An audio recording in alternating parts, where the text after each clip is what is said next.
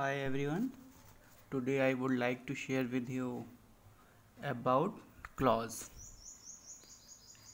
It's very important topic. So let's start.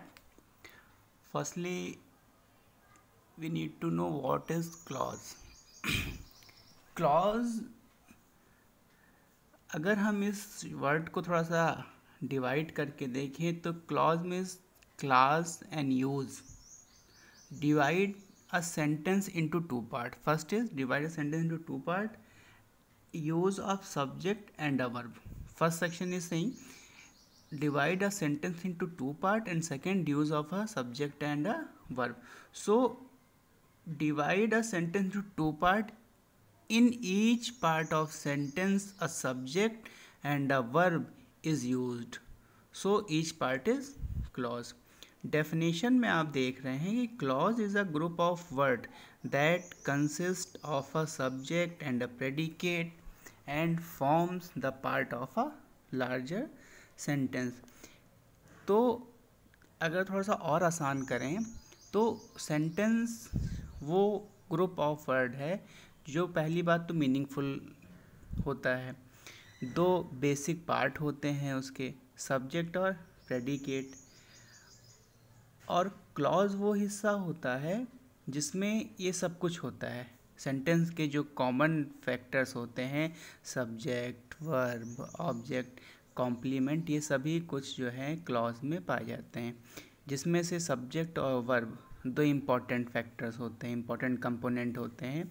तो भाषा का सबसे छोटा क्लॉज भी जो है वो एक सब्जेक्ट या एक फिनाइट वर्ब जोड़ने पर बन जाता है. सो लिटरली हम कह सकते हैं कि ऑब्जेक्ट या कॉम्प्लीमेंट या एडवर्बियल आदि से जुड़ कर के जो बनते हैं वो क्लॉज होते हैं.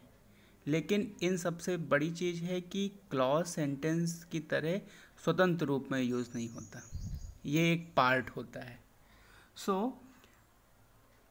अ clause is a part of sentence with a subject and a verb. Verb कौन सी? Finite in each part.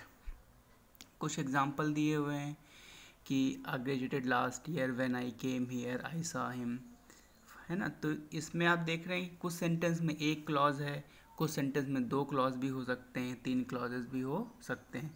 For example अगर मैं कहूँ if you pray god will help, तो जो इफ़ यू प्रे क्या है वो भी एक क्लॉज है, और जो इसका दूसरा पार्ट ऑफ सेंटेंस है गॉड विल हेल्प, दोनों में सब्जेक्ट है, दोनों में एक फिनाइट वर्ब, दोनों में एक ऑब्जेक्ट, दोनों में एक वर्ब हो सकती है. तो क्लॉज अब हम समझ पा रहे हैं कि क्लॉज क्या है.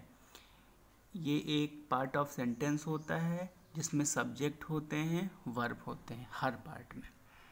अब बात करेंगे इनके टाइप्स पे. टाइप की जब बात करते हैं तो बेसिकली क्लॉज को दो मेन भागों में बांटा जाता है, इंडिपेंडेंट क्लॉज और डिपेंडेंट क्लॉज. और इंडिपेंडेंट क्लॉज को ही हम प्रिंसिपल क्लॉज के नाम से जानते हैं और डिपेंडेंट को हम सबऑर्डिनेट क्लॉज से.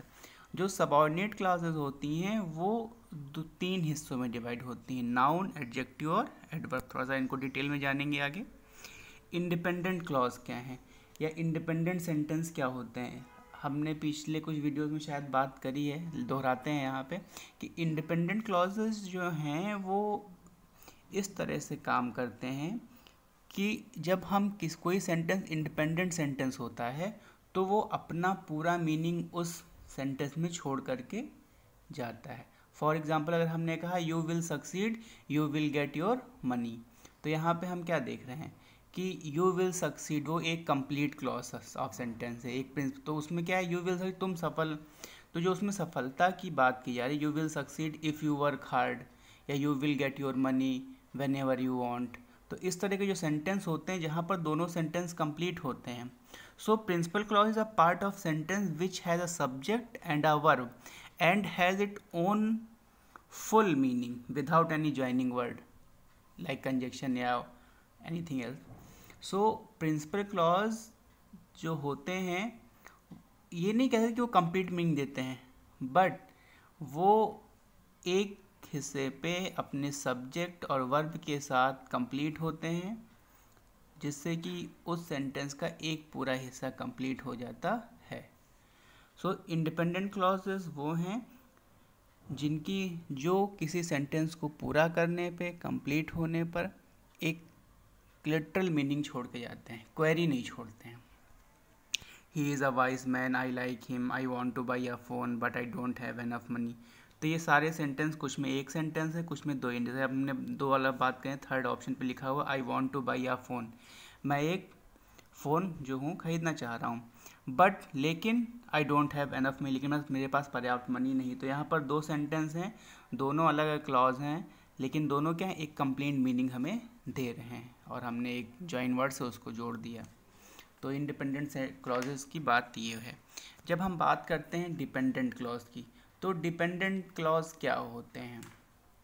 डिपेंडेंट क्लॉज की जब हम बात करते हैं तो डिपेंडेंट क्लॉज वो होते हैं जब हमने पढ़ा कि डिपेंडेंट सेंटेंस, ठीक है, तो actually subordinate clause is a part of sentence which with a subject, a verb and a subordinator. Subordinator क्या है?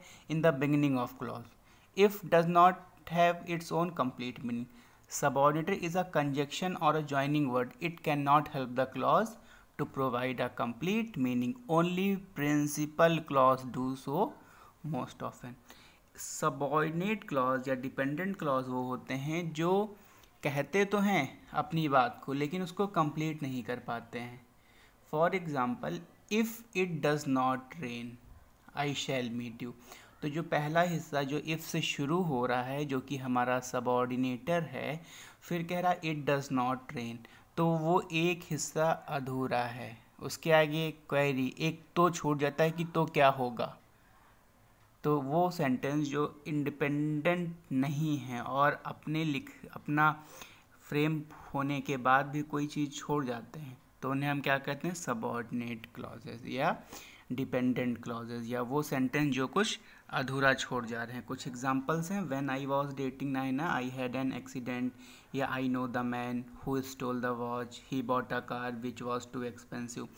अब विच वाज टू एक्सपेंसिव, तो ये तो समझ में आ रहा है कि कुछ एक्सपेंसिव है, लेकिन विच वाज टू क्या, मतलब किस चीज़ को डिनोट करना चाह रहा है, या किस चीज़ को वो कह रहा है कि एक्सपेंसिव है। I know that he can not do it, अब he can not do it what, एक वॉट आया ना, एक क्वेरी छूट गई।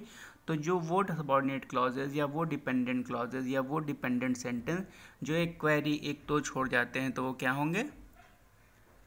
डिपेंडेंट। अब बात करेंगे कि सबऑर्डिनेट क्लॉज, मेन दो क्लॉज तो होते ही हैं, दूसरा हम बात करेंगे सबऑर्डिनेट क्लॉज क्या होते हैं। सबऑर्डिनेट क्लॉज तीन टाइप के होते हैं, नाउन, एडजेक्टिव एंड एडवर्ब। तो ये जो नाउन की बात करते हैं या एडजेक्टिव की बात करते हैं या एडवर्ब की बात करते हैं, तो नाउन क्लॉज का मतलब ये है कि वो ग्रुप ऑफ वर्ड जो अपना सब्जेक्ट और अपना प्रेडिकेट होता है और उसमें एज अ नाउन वर्क करता है, ठीक है। For example, I know that she had been waiting for you, तो I know that she had, जो है वो नाउन क्लॉज से डिनोट होगा। ऐसे जब एडजेक्टिव क्लॉज की बात करेंगे तो वो ग्रुप ऑफ वर्ड जिसका सब्जेक्ट प्रेडिकेट तो होगा, लेकिन वो उसमें एज अ एडजेक्टिव बिहेव करेगा, है ना। जैसे those who work hard will get success, तो हु वर्क हार्ड ये एक एडजेक्टिव को डिनोट कर रहा है। ऐसे ही थोड़ा सा और आगे बढ़ेंगे, एडवर्ब क्लॉज, तो it is a clause that does work and adverb. इसमें क्या होता है, इसका भी एक सब्जेक्ट प्रेडिकेट होता है, लेकिन वो एज अ एडवर्ब बिहेव करेगा।